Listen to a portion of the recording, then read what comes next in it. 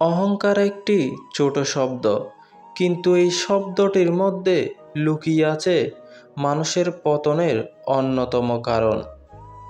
যারা পড়তে বা লিখতে জানে না তারা অশিক্ষিত নয়, অশিক্ষিত তারা যাদের মাথায় কোনো প্রশ্ন জাগে না। সব থেকে মহৎ ত্যাগ হলো যখন অন্যের জন্য তুমি তোমার নিজের সুখময় মুহূর্তগুলি ত্যাগ করো। কষ্ট মানুষকে শক্তিশালী করে, কিন্তু সেই শক্তি অর্জনে মানুষকে অনেক কিছু হারাতে হয়। কর্মফল খুব ভয়ানক জিনিস। আজ আপনি যেটা করবেন কাল সেটা সুদে আসলে ফেরত পাবেন।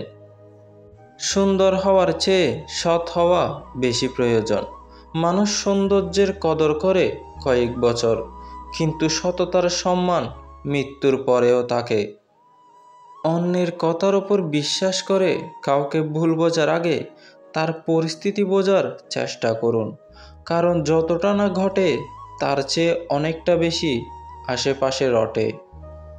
কারো কাছে নিজেকে ভালো প্রমাণ করতে গেলে মানুষও আরও বেশি অপমান করার সুযোগ পায়। সুতরাং নিজের অবস্থানে সঠিক থাকলে কারো কথা গায়ে লাগানোর কোনো দরকার নেই। পরিস্থিতি যেমনই হোক না কেন তা স্থায়ী নয়। পরিস্থিতির স্বভাবই হচ্ছে পরিবর্তন হওয়া।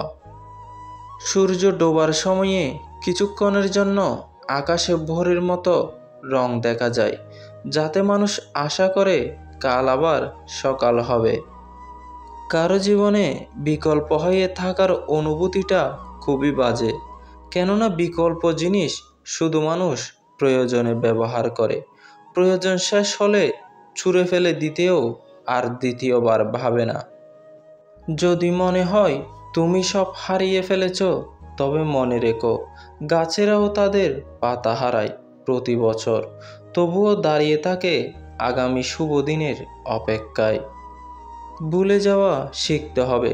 ভালো থাকতে হলে অনেক কিছুই ভুলে যেতে হবে। জীবন নদীর মতো, কখনো শান্ত কখনো উত্তাল। কষ্ট আসে চলে যায়, কিন্তু স্রোত বয়ে যায়।